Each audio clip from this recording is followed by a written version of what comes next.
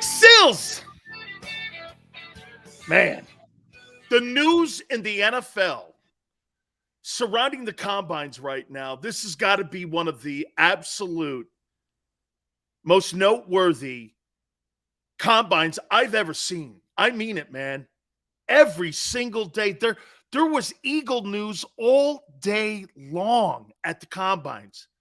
Your favorite NFL team. Hey, futures are made here. Futures can be destroyed here as well.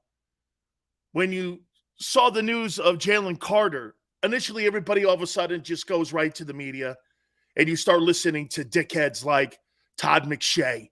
Character issues. Dude, that guy knows nothing. He knows nothing. Okay? CJ barking at Jonathan Gannon. We find out a little bit from Nick Sirianni. He didn't even know his coaching staff last year and the year before. He didn't really know him when they were interviewing position coaches. Once again, that validates exactly what I said to you. Nick doesn't pick the assistant coaches. Howie does. So let's go on here, and I'm going to start it off with Jalen Carter. How many people would take Jalen Carter if he's to fall at 10 to the Eagles? By the way, the player is a game-changing type player. He is a player that's in the conversation with Aaron Donald, Warren Sapp, guys like that. He's that kind of football productive player. If he happens to fall because of the unfortunate situation that he was involved in, street racing, a person unfortunately passed away, what do? If he falls to 10, okay? If he falls to 10, do you take him? I'm going to give you guys a story, okay? I'm going to give you a story on Jerome Brown, your very own. And you know how much I love the guy. Jerome had a weapons issue. Uzis, handguns. Threw him off campus because he had multiple weapons in his dorm room. Jerome also did street racing out front of Coral Gables, out front of the school on Miracle Mile. That's the road that's adjacent to the college. And he was out there constantly doing that. He had a Grand National, and he used to race everybody. I raced him. When you're young, you do dumb things. And as I said, I think there's two situations, and maybe even three situations when we're talking about Jalen Carter here. I got a feeling he's going to fall to 10. I got a feeling he's going to fall to 10. By the way, he's the best player in the draft. He is the best player in the draft, him or Will Anderson. You're going to pass on that? So here, let me give you the story, and then you decide, and I'm going to tell you what I would do. I want to know the story. I want to know the truth. I saw you released a statement. And once I did my due diligence, then I would turn to my own internal people. Who coached him at Georgia? Well, the D-line coach of the Eagles is Tracy Rocker. He recruited him.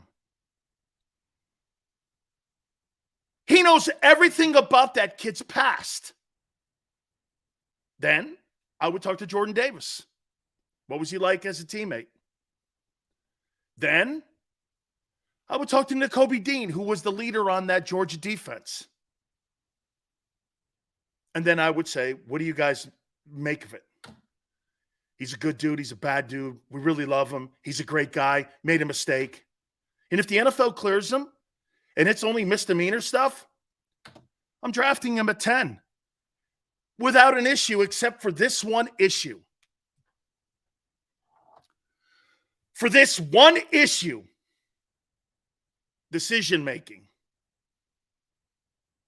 You know, I've said this before to people. You know that Jeremy Tunsil stuff that happened with a family member posting that bong hit that he had with that gas mask, which is absolutely criminal, but that a family member would do that to you. I don't give a shit about that. And I would have drafted him in the first round. I had no problem with it. My problem was with a guy like Randy Gregory. Everybody at Nebraska told him, dude, don't smoke weed going into the combines. What does he do? He smokes weed and he goes in the third round, I think it was. That's decision making. That's decision making. That's my problem. And that's what I would have to get over, because I would go to Jalen Carter. So you did this in January, knowing full well in the first week of February that you're going to be at the NFL Combines in Indianapolis, and you thought it was in your best interest to go out there and look like a hooligan? I got a problem with that decision-making process that you have. Tell me and lead me why you went here. Well, we were just kids and having fun. Dude, you're going to get adult money. You're going to be put in a position of leadership and to be an adult. Drag racing in front of your college is not good decision-making 3 weeks before the freaking draft. That's my problem with the kid. That's my problem. If I'm able to get over that, I'm taking the kid, and I'm not going to. So you would have 2 rookie kids on your defensive line on rookie contracts, Jalen Carter and Jordan Davis. That means it would give you flexibility to move off of Javon Hargrave. Milton Williams will be the third dude in the rotation, and I'm pretty good in a Sean Desai defense. You have to have interior linemen to make his defense work.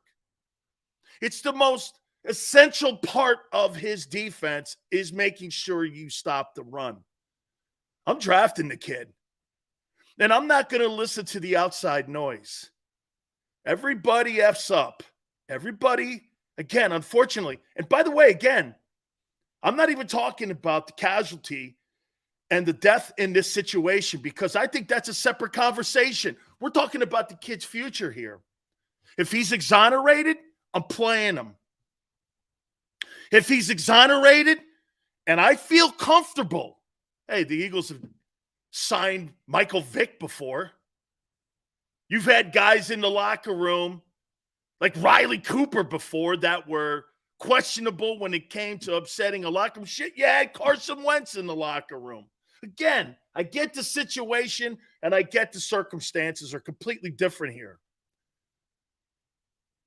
Some guy goes like this. Coach goes, I'm not taking a DT at 10. You took one at 13 last year. What are you talking about? So you're telling me you wouldn't draft Aaron Donald if he was in the draft at 10? That's a poor decision. So get this. Some of you are saying, I'm not taking a DT at 10. So you wouldn't take a pass rushing guy like that at 10. That could be Aaron Donald or could be a guy like John Randall. You wouldn't take that. What in the world are you thinking? I'm looking to get the best players in the draft on my team at a discount, which means the draft is the discount. I'm taking Jalen Carter. I'm not passing that up. If he's exonerated, Eagles should have no. Tracy Rocker recruited him. Tracy Rocker recruited him. He's the D-line coach for the Eagles. I go right to him. Hey, if he falls to 10, we're taking him, right? Yeah. I think he's better than Will Anderson. I think he's better than Will Anderson. I do. Would you guys take him? Yes or no? Hey, get this. You're going to get either the corner. I've written down a couple guys here, 10 guys that I think the Eagles should target in the draft, and you guys got 2 picks. Carter's one of those picks you have to take. You just can't scoot by him and take the lesser guy. You got a need at D tackle. You're not signing Javon Hargrave. Why would you? 30 years old, $18 million? Do you really think the Eagles are in that conversation? I don't. And I don't because I don't think they want to be.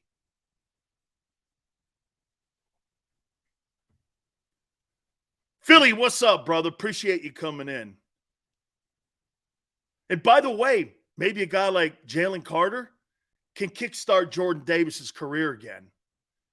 And both those two guys wreak havoc.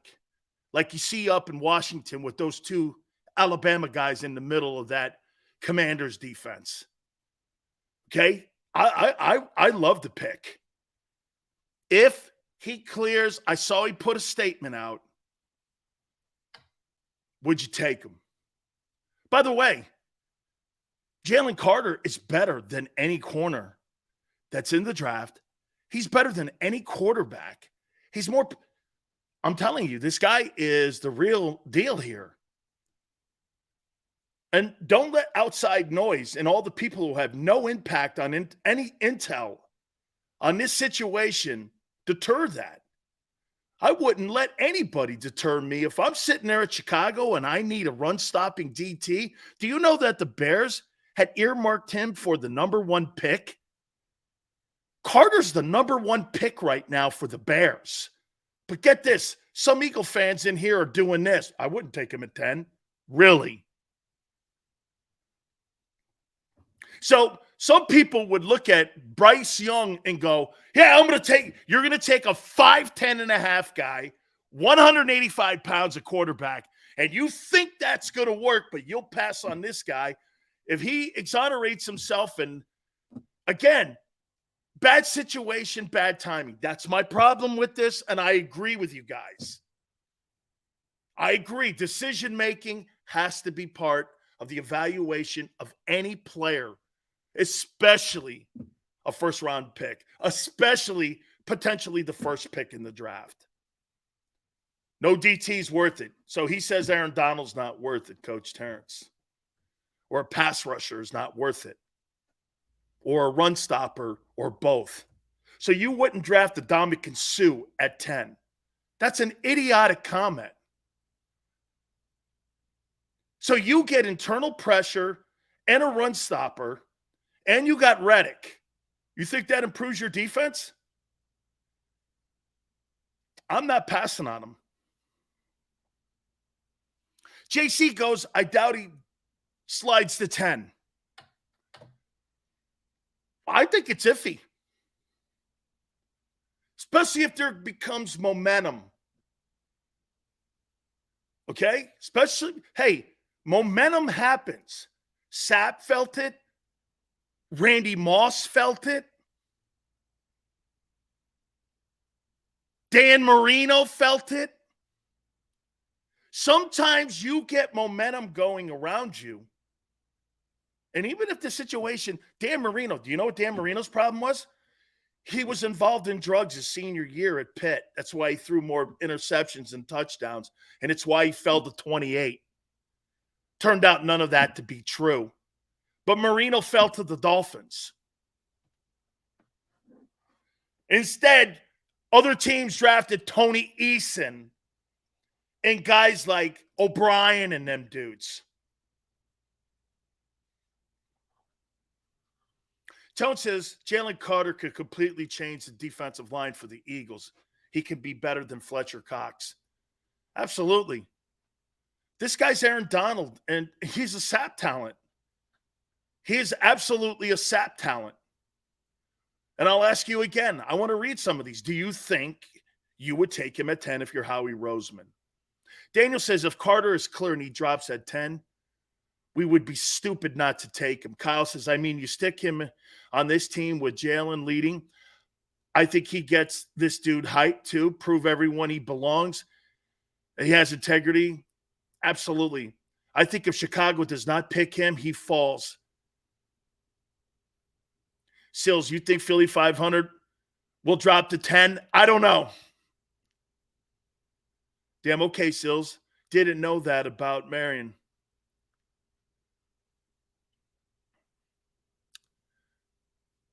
What? Jerome Brown had issues. Gun possession. Jerome would be fighting for the kid if he was on the Eagles or if he was alive today. He'd be fighting for him. Eagles should take him. Guarantee you. That's why I'm fighting for him. Kid made a stupid mistake. As long as it's not more than what's being reported. And by the way, he lied. I would too. So would you. Man, I effed up. When you have so much to lose, you're going to lie. That's human nature. I would lie too. I would lie too. And you would too. You know that. You're involved in something that you thought you were having fun. Someone dies. You're going to tell the truth when you know you're the first pick in the draft? Of course you're not.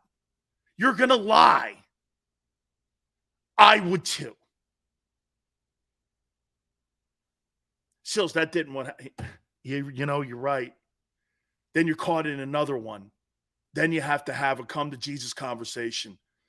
Anybody in their right mind that doesn't think that the kid lied to cover the wrongdoing of being involved in it, no matter what his involvement is, and he wasn't going to say a lie, you don't know human nature very well. He's a kid. That's right, Daz. I'm not excusing the results of what happened. We all have to pay for mistakes we make in life. Okay? This will hang with him forever. Absolutely. Especially since he knew him. But to sit here and think that, well, the kid lied, he's got bad, he's got bad character, like Todd McShay says. No, the kid was just being a kid, and he was stupid when he lied. I would lie, you would lie. Hey, when you have nothing to lose, you're not going to lie. But when you have everything to lose, again, that's why this comes back to decision making. Dude, it's January. You're doing this shit? Why? You know in February you got the combines. And here you are doing this. You know, when you're young and you're a guy like that and you're a player like that, you think nothing can affect you until it does. Okay? Sit here and say, well, he lied. I would too. I wouldn't tell everyone the truth. And get this, and you know what would happen? And I know the cops are going to come back and tell me I lied. He knew immediately when he lied, it was going to come back on him and haunt him. That's why he left the combines. He's got to go write this thing. But you see, we have a culture today that's called cancel culture. And these charges so far, from what I understand, are misdemeanors. Okay? He didn't kill the guy. He was there when someone died. Awful in itself. Philly 500. The kid made a mistake, but this wasn't Henry Ruggs' situation, and he falls to 10, I take him. God knows I've done the same thing as he did. So did I. I raced Jerome Brown out front of the University of Miami. I went number 57. He went number 9. Could we have killed someone? Yes. Was it smart? No. Did Jerome have guns in his house? Yes. Did he put them in mine? Yes. Were there drug issues at UM? Yes. For both? Yes. We're dumb. Sue us. Cancel culture. You know, I thank God when Jerome and I were coming out, we didn't have social media like they have now, and assholes like Todd McShay saying shit about Jalen Carter, and he doesn't even know him from a can of paint. Oh, I know guys who know him. Imagine that. Guy goes on ESPN, and he tells you shit like this. Well, I know a guy who knows Jalen Carter, and they say he's got character issues. Really? Wow, that sounds like people in Washington. What do you work for, the Washington Post?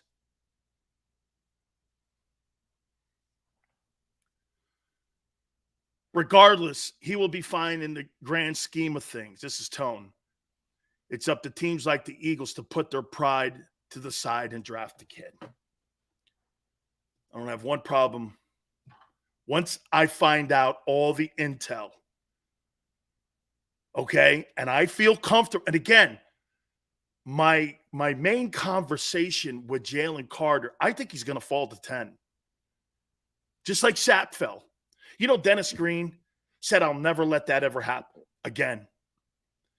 He let Sapp fall, and that's why Randy Moss did not fall past the Vikings.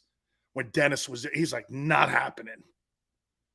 Biggest mistake he said he ever made was listening to the outside shit because Sapp failed a marijuana test. I don't give a shit about a marijuana test. I care more about decision making. I don't care. I take the kid. We've all effed up. I've been in the kid's situation. Not to the extent that someone lost their life, but I know what he's going through. Would I lie? Yes. Would Jerome lie? Yes.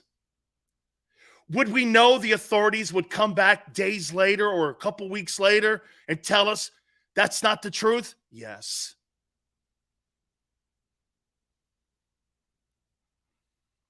You make it sound like the kid's doing something like, oh, you caught him in a lie. That's character. No, it's not character. It's fear. It's fear. He's afraid right now. He should be. He should be afraid. This is the kind of shit that makes you do what Ray Lewis did after that whole Atlanta thing. You know what that is? Separate yourself from shit like that. Don't do it again. Don't ever get into a position like that. And guess what? You move on from it. You can't outrun it, but you move on from it.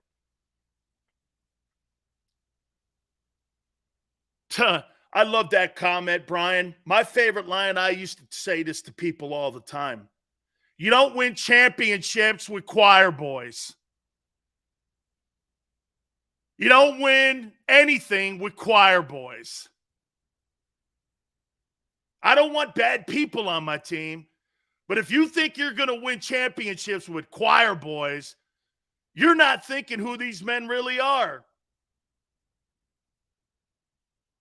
Carter and Davis in the middle of your defense, and they're on rookie contracts. It's a dream come true for Howie Roseman. Look at the money that you could save. I don't have to. Dude, watch this. Would I rather have Javon Hargrave or Jalen Carter? I'll take Jalen Carter 10 times.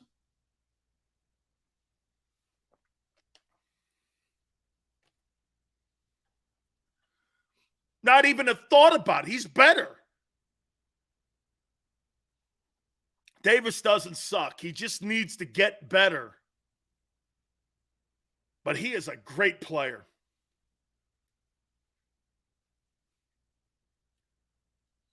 Sills, Carter, Davis, stuffing in the middle. Dude, Sean Desai's defense has those two guys in the middle. That defense will rival the numbers that they had and against better players that you're going to be facing this year on a better schedule.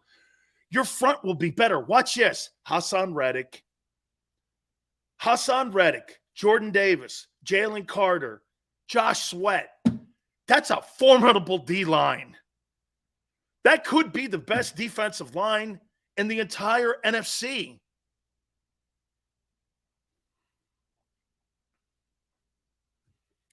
Davis is slow. Last year's combine, he ran a 4.78 at 348. What are you, nuts? He's slow. He was 348 pounds and he ran a 4.78. He's slow? I don't know what clock you're looking at. And this kid Carter runs a 4.7. Two dudes at 325 pounds in the middle of your defense running 4.7s. Good night. Good night. Big Sills, would you trade the 30th pick to move up for Carter? You don't need to. He's going to fall to you at 10. He's going to fall to you at 10. Look, Jordan Davis needs to play a little lower, but guess what? Jalen Carter's going to be next to him. He's going to be next to him. He's going to be telling him, hey, and you know what? They're going to trust one another because they've played with each other. It's a match made in heaven. Dude, draft a kid. If he clears you know what's crazy? People are talking about this misdemeanor stuff, and I get it, man. Someone lost their life. If you could clear Deshaun Watson and he gets cleared, I won't think 10 seconds about it, except the decision-making, like I said. Antonio goes, let's be real. Carter's not going to fall. Yeah, just like Dan Marino didn't fall, like Sapp didn't fall, like Moss didn't fall. Are you kidding me? Guys fall in the draft all the time because of stuff like this. Really? This is the stuff that makes you fall. Looking for these little tiny tidbits that you will fall. By the way, teams that pass on him are going to regret it, especially if you need an interior D lineman. This guy's the best prospect at defensive tackle and interior tackle since Ndamukong Suh. Suh's been the best in the last 20 years. 6'5", 325, can move, was strong as hell. Suh's a Hall of Fame player. Suh's all some of the, but Daz is going, Michael Parsons fell. Parsons, that whole COVID thing made a lot of guys fall, though. Okay? That COVID made a lot of guys fall because of decisions, guys bowing out of bowl games and shit like that. A lot of that stuff, man, makes you sometimes, it drop into COVID stuff. So the last couple of years, when you're looking at some of those guys that may have fallen in the draft, COVID played a factor. Some guys didn't play a year because of the COVID year, what have you. So that's kind of tough to evaluate that and throw that in there, especially over the last 3 years. You got to put COVID in the COVID 220 year in there and evaluate players accordingly. Aaron Donald has been better than Suh. He's not been more complete, but he's been a better pass rusher, yes. Suh's a run stopper and a pass rusher. That's why I always love Fletcher Cox. Look, I get it. Aaron Donald, great pass rusher. Not very good against the run, though. You would never equate Aaron Donald in being a complete defensive tackle. He's not. He's never been. He's not been asked to do that. Today's NFL doesn't ask you to be that. They want production, guys in the backfield, making tackles. Let me tell you what you have here. You could put this kid here in this defense, Jordan Davis. Then you have Jalen Carter in the middle with both of these guys in that hybrid 43 look. And you would have your run stopper in Vince Wilfork and Jordan Davis. And in Jalen Carter, you would have your pass rusher in Warren Sapp. Are you good with that? Do you think you could win some games with that? With Josh Sweat on the perimeter and Hassan Reddick on the other side? Are you good with that?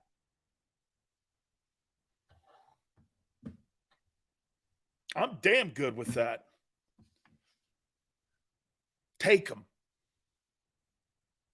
If cleared, take them. If all the dots match up and you could connect them and you could cross all your T's, I wouldn't think twice about him. Tracy Rocker recruited him. Now, when Tracy goes, the kid's got a problem. And I'll say this to you. If he's there at 10 and the Eagles pass on him, it's because Tracy didn't want him. All right. Exactly what I told you all year long has come out now. And I'm going to decipher CJ Gardner-Johnson. Gardner-Johnson posted on his Twitter page, I guess, a soundbite that Paulie Shore posted on Jonathan Gannon saying that he needed to put players in better positions, what have you. I love it. I love it. Gardner-Johnson is telling you this guy wasn't good. We balled out. Wasn't him. It was us. Told you that the whole year. Jonathan Gannon is not a good D coordinator. Never was. Your own star player now is validating that. They never thought shit of him. Now that he's out of the building, he's talking and telling the truth. Dude, so wait a minute. Are you under the notion that Jonathan Gannon put those guys in positions to win? And how about this? Just the Super Bowl? That would garner that kind of emotion from CJ to post that. You think it was just the Super Bowl? It was all year long. Those guys must have been talking to themselves on the sidelines and in the locker room every day on how bad Gannon sucked. You didn't get sacks in exotic blitzes. You got sacks by guys balling, Raddick stepping up, Josh Sweat, the secondary with CJ, Bradbury, and Slay. What did Jonathan Gannon have to do with player production? Zero. I could take that same scheme that he has. Well, he did the year before they sucked. Man, he's so lucky in his 2 years the Eagles haven't had a hard schedule. That defense was so paper mache. Honest to God, man. That thing's like popsicle sticks. It's like building a house with popsicle sticks. Building a defense with Jonathan Gannon's mentality. And the Eagles offered him a contract and a raise. Jesus criminy. It's the worst. Here. You know, and yes, and you know what? And I say this to you guys, and I do think the Eagles do a great job at hiring assistants. I really do. But this guy is the players or your star player is now telling you this guy sucked. This guy sucked. This guy sucked. Now, by the way, how does this influence CJ coming back to the Eagles now? Does he want to come back? Or does he not? Does he see the writing on the wall? Do you take this as leadership? Or do you take this as a sign of being unprofessional? How do you look at it? Me, I got a player telling the truth. I'm not going to penalize a player for telling the truth. He felt that guy put him in a position of failure, especially in the most critical game of the year. And he barked it. He's a talker anyway. He was a talker in New Orleans. Do you want him back now? After what you've seen with what he said and how he threw Jonathan Gannon under a bus, how do you feel about that? I take that as a merit badge. I give that kid kudos for speaking up, going, that guy's not as good as he thinks he is. That's what I took it. That guy's not as good as he thinks he is. And you know what? The majority of us who were watching that defense played were saying the same shit all year. Now that the player says it, he's a bad guy? How? How is he a bad guy? As a matter of fact, I want to give him a merit badge.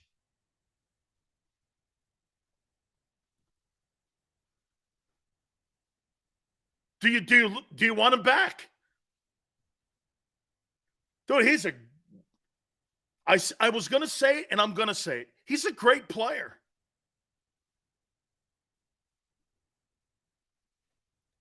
Bob says, Sills, do you think Carter and Davis duo in the middle makes Dean a more viable as a back? Yeah. Hey, I think that would make Nakobe Dean's life better if you had Jalen Carter and you had Jordan Davis as your D tackles. I think Nakobe Dean would probably benefit the most. Absolutely. CJ Bob Sanders, that's such a great comparison because I see it too. Absolutely. Bring his ass back. Because you took a shot at Jonathan Gannon, that's going to make me not want you back. I could give a shit if I'm Howie or Nick. By the way, I'm about ready to jump in here on Nick. And again, exactly, it's being validated. Every time that Howie Roseman or Nick speaks, it validates all the shit that we've been telling you. You know, there's certain people in the media that don't like what CJ did. Snowflakes. This is about players, not coaches. The Jimmies and the Joes. Remember, you don't win championships with choir boys. You win championships with tough, mentally minded, leader producing players. That's how you win ball games. I'll tell you this, man. An NFL locker room compared to life doesn't remotely come close. Because you know why? You could say whatever you want in a locker room. There's all kinds of ramifications if you say something dumb. But remember this, it's all about producing. You could have a fat mouth, be an asshole, but if you produce, people will overlook it. But once you're not good and you start opening your fly hole and you're not a good coach, your ass is going to get drugged. There's 53 seats in that locker room. Nobody hands them out. See, and sometimes in life, and this is what most people want today, they want participation medals or participation seats. There's no such thing in the NFL locker room as a participation chair. Nobody has, well, here's a locker for this guy here, even though he doesn't deserve it. The locker room has none of that shit. You want to know why sometimes I get in trouble for some of the shit I say?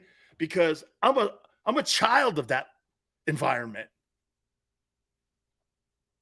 I'm a product of that environment. I'm not a product of the media people that learned how to talk sports with a pen and a piece of paper.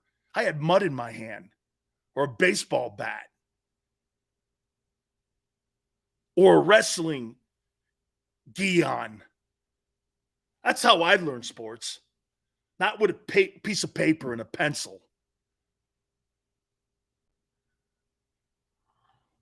I was in a locker room with Jerome.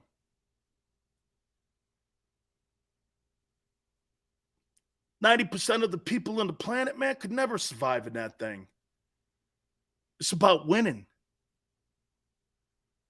at any cost. Well, you think people in the locker room haven't had stupid decision-making issues when they were younger, like this Jalen Carter thing? And then when CJ speaks up about a shitty coordinator, that's bad? Unprofessional? Pfft, give me a break.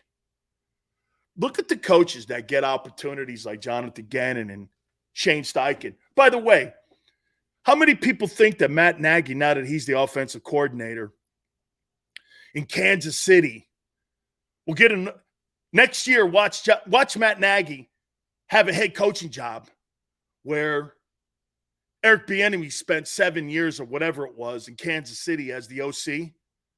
Couldn't get a sniff of a gig. You watch that guy get a job. You watch. He'll be back in line again. Andy will prop him up. Everyone will look at him. Oh, my God, Matt Nagy. And he gets a job. You watch. Bieniemy will be still the OC in Washington. You watch. It's funny how our league works. Yeah, Nagy will be an NFL head coach. And Bieniemy still having to go all over trying to be a head coach. You watch. You watch. So let me throw into this one now, before we get into the topics. So I'm listening to Nick Sirianni, and there was a little nugget that got thrown out. And even Howie brought it up. Do you know when Nick Sirianni got to Philadelphia, he didn't know half the coaching staff or who they were, the linebacker coach, the secondary coach, guys in the offense. He didn't know any of them. And again, I'm not talking about the process because I've said this to you. They do a really great job of hiring. They really do a great job. The Eagles do a great job of hiring. They do a great job of hiring. I'm not talking about that. But anybody in their right mind that thinks that Nick Sirianni picks these coaches or had anything to do with Sean Desai being the DC or even Brian Johnson being the OC is crazy. He has input, but he's not the decision maker. That coach is a replaceable piece as much as Doug Peterson was. He's the benefit of winning for sure. But the first thing that thing goes sideways and it's not winning, he'll be the first casualty. He'll be the first casualty. That's the Eagle organization. Dude, if you could fire Andy Reid and you could fire Doug Peterson, you could fire Nick Sirianni in a Philly second. They can't stop me, says Brian was a smart decision. That's Jalen's homie. Nick didn't make that call. That's my conversation. So when you guys are telling me you think Nick Sirianni is some great coach, is he? Is Nick Sirianni a great coach? We won't know until he goes to Jacksonville, like Doug. Or gets another job like Andy. We won't know. We know this. Chip got a job in San Francisco. He wasn't an NFL guy. He had to go back to college. That's what he is. He's a college guy, like Nick Saban. Chip knows now he can't go to the NFL. He's not an NFL guy. And the NFL knows that. So the coaching staff in Philadelphia is handpicked by the GM. And again, I'll say this to you. It seems to be working. It does. It seems to be working because they really make great hires. But Nick, when he said that, I didn't know the coaching staff. I didn't know half the coaching staff. Tells me he sets the deck. And this is Howie.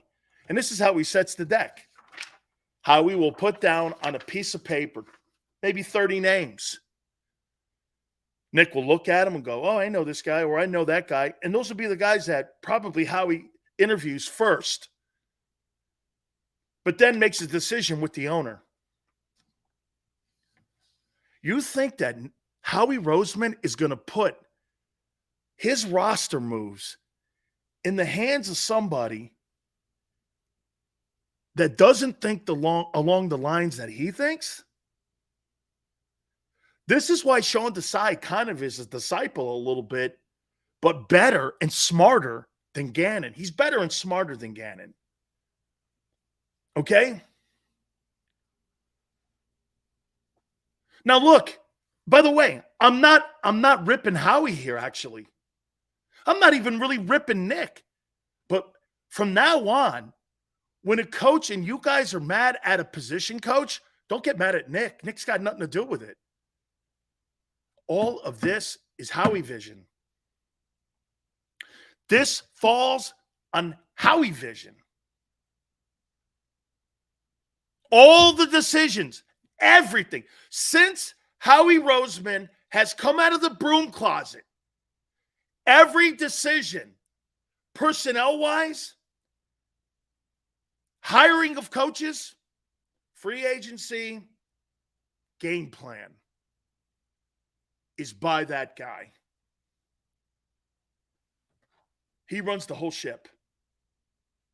Now, again, this is not really a rip. It's more of an observation. Is that fair? It's an observation. That's why he got smarter in the draft, didn't he? Had the Joe Douglases, the Andy Walls, the Andrew Barrys. He got smarter, man. He got better pro and college personnel people helping him. Because what is he? He's a checkbook guy. Howie Roseman's nothing more than an accountant, but he's smart. He's hiring smarter people around him. That's why the organization is having all these other teams want to come and grab an assistant general manager or a D-line coach or a offensive coordinator or a D coordinator. Howie is smart because he's hiring quality people around him. You know what the Bucs used to do? Can I tell you what the Glazers used to do? The Glazers, if you signed a contract and you were part of the Buccaneers, the Glazers would never allow you an interview at any circumstances when you signed contracts to be their assistant coaches. They would, including their front office people. When they had Rich McKay in the general manager's room and Jerry Angelo and all those guys, some of the people that went up to, I don't think John Schneider was part of that Buck front office, but all those guys signed no compete contracts. The Glazers would never let you out of the building unless they got compensation for it. I think you're going to start to. I don't know if you still have that rule, if you could still do that, because you see a lot of guys moving around now. They probably actioned that because the Buck guys, you can't go. You used to not be. I used to go, why isn't that guy? That's how they got. They had to beg. The Steelers had to beg the Bucks and Tony Dungy to interview Mike Tomlin. They had to beg him. And Dungy went okay. That's how he got the job. Howie's an accountant that's gotten to be a pretty smart front office football man. He picks everything. Nick is now telling you, I have no say in the coaching staff. I thought that was pretty interesting, to say the least. Howie has all the say. Nick has input. Nick's the front man. But it's really Howie. Now, that has to have you believe that Howie Roseman has something to do with the way the game is going to be called. Because indirectly, the guys he hires are how he sees the offense to be played out. So in theory, Sundays, this is the rub with Doug. Sundays now, that's Howie's game plan. Let Jalen run it. Why would you let Jalen run it? Well, he's my best draft choice since I've been a Philadelphia Eagle. I've got the best draft choice in the history of my tenure as GM of the Eagles in Jalen Hurts. I won a Super Bowl in 2017. I now have 2 NFC championships on my hand. My football team has 2 first-rounders. I think he's going to have as many as 9 picks in the upcoming draft because of the compensation picks. Howie Roseman has set this franchise up marvelously. And he set it up where, guess what? There's going to be no Chip Kelly stabbing him in the back where he's sent to the broom closet anymore. Him and the owner have a system now. It's a good one. Dallas tries running this system. The problem, though, is that Jerry, instead of just being the owner, he wants to be Howie Roseman. See, that's the problem in Dallas. Jerry Jones, instead of hiring a Howie Roseman, he plays the role of Howie Roseman and the owner. And that's why it goes sideways, because he falls in love with his guys. Howie loves his guys, but Howie will move off his guys.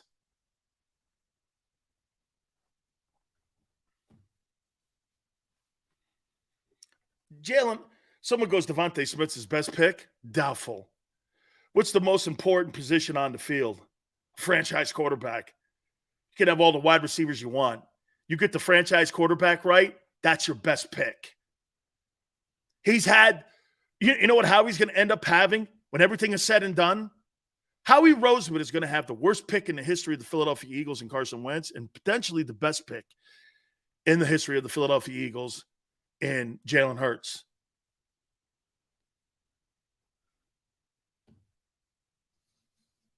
Man. Nick's a puppet.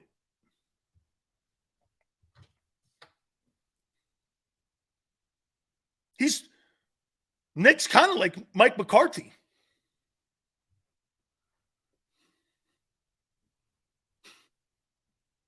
Kind of like Mike McCarthy.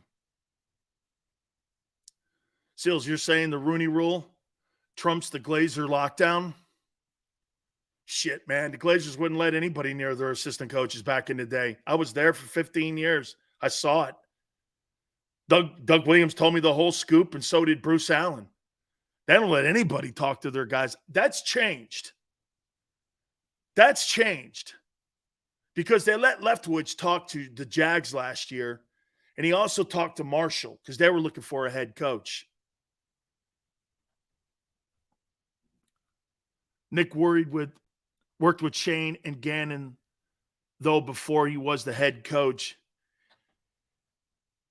Myris, who do you think recommended Shane Steichen and Jonathan Gannon? Here's where I'm going to help you, where nobody in your market gives you the insight that we have. Myra. See what Myra says here? Hey, Tone, put that up. Nick worked with Shane and Gannon, though, before he was a head coach. He wanted them too.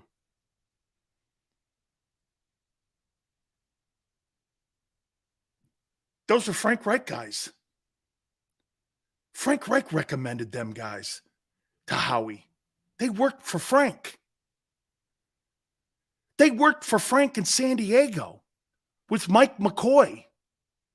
They didn't work for Nick. They worked for Frank. Those are Frank Reich guys, not Nick Sirianni guys. They were in Indianapolis together. Who do you think brought them there? Nick? Frank did. They're not Nick. Who do you think recommended Nick Sirianni to the Eagles? Frank Reich.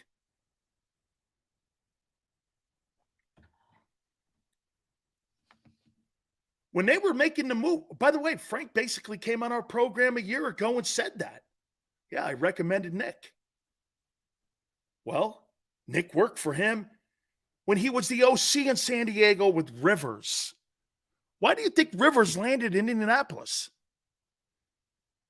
And Steichen was the OC there with Frank. Why do you think that worked out like that? Because they were all in San Diego together. I know, I was there.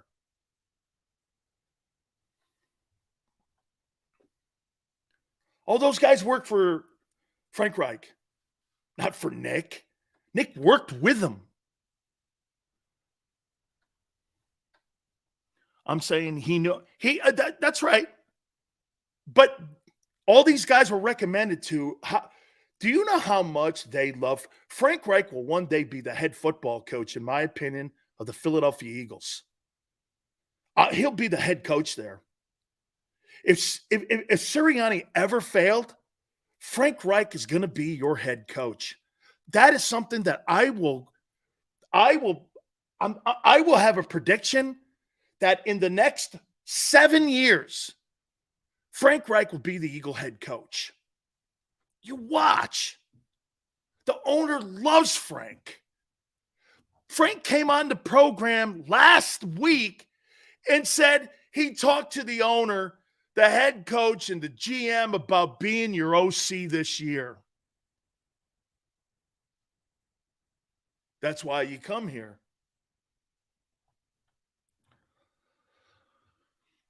That's why you come here. By the way, top of the hour, 10 people that I think we're going to take a look at for the upcoming NFL draft. And also something that I'm not understanding when it comes to Jalen Hurts and the fan base. I want to get into that again.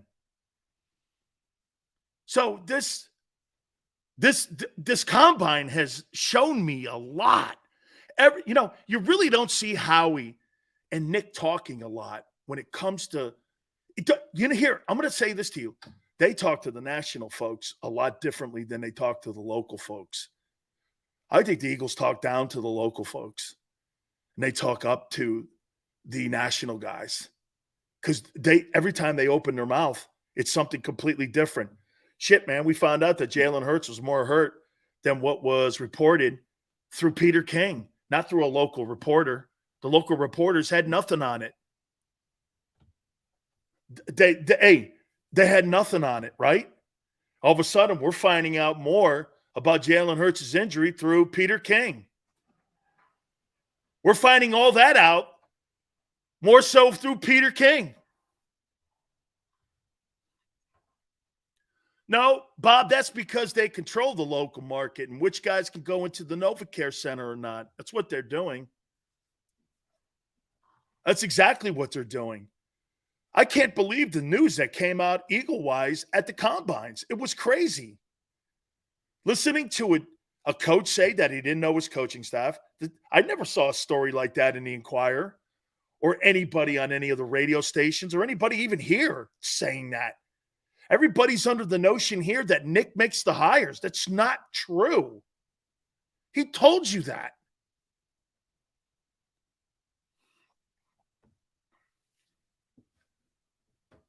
Chris goes, I could see Frank working under Sirianni, but not as a head coach. Those two guys have a lot of love for one another. I think that'd be the only situation that Frank would work with. I'm trying to think somebody else. Sean McDermott, maybe. Frank would work under him. I know Frank 42 years, so I'll tell you the guys that I think he would work under. I don't think he'd work under McVay. I don't think he would work. He would work under Eberflus because that's one of his guys. Eberflus was on that Colts staff. The guy that's in Chicago right now, that's one of Frank's guys. So he would work in Chicago. He would work for Doug for sure down in Jacksonville. Okay? He would.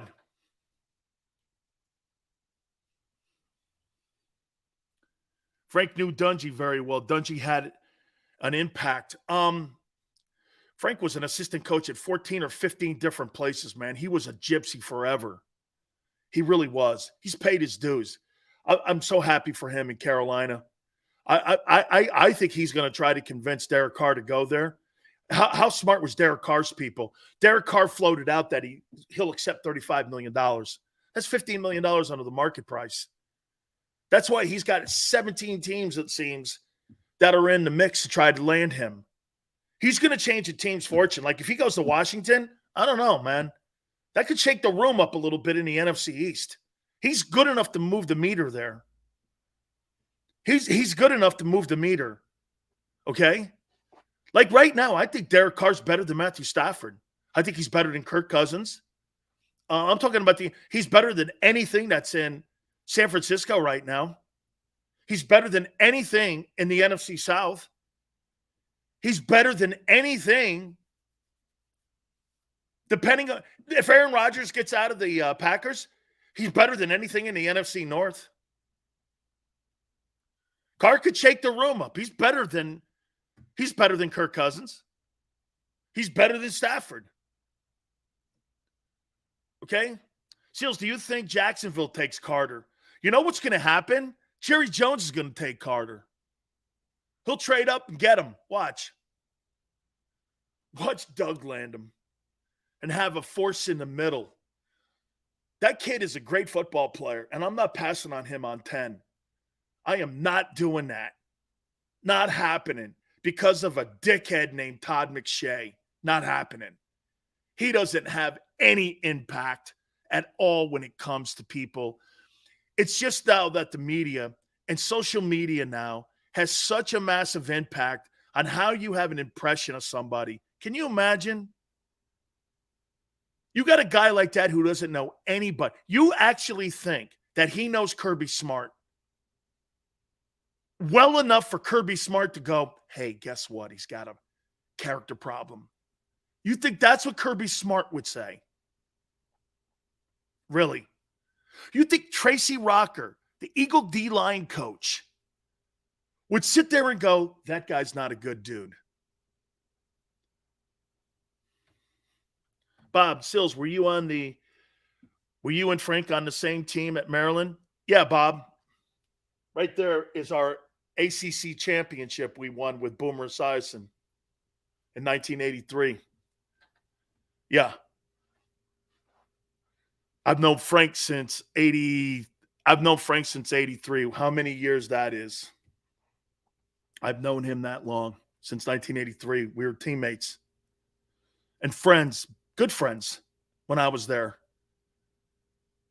Okay? That kid is an impact guy. He's Warren. Hey, watch this. Warren Sapp has issues. Would you still want him as an Eagle? Let me ask you this. Sapp's been arrested. He had issues in his NFL career too. Would you still want him?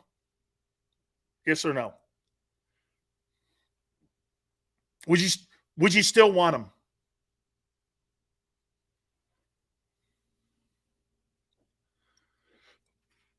If Washington gets a franchise quarterback to pair with Terry McLaurin, and also too, the other kid from Penn State was pretty decent. And that skill position group in defense, I wouldn't be shocked if they won the NFC.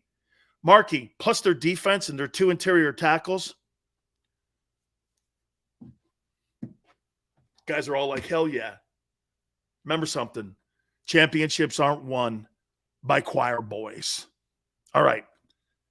I want to ask you something about Jalen Hurts. Also, 10 players that I think the Eagles should target. We're going to do that. I appreciate everybody a little more on Jalen Carter. Maybe you guys disagree, but I'm not passing on that guy on 10. Not happening.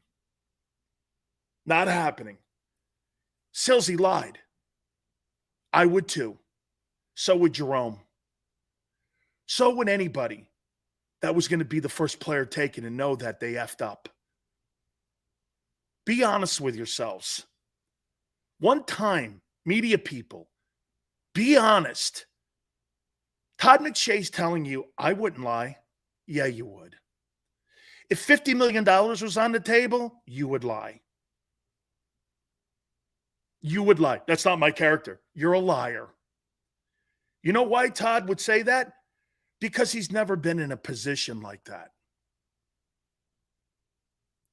When you're in a position like that, and the entire world's in front of you,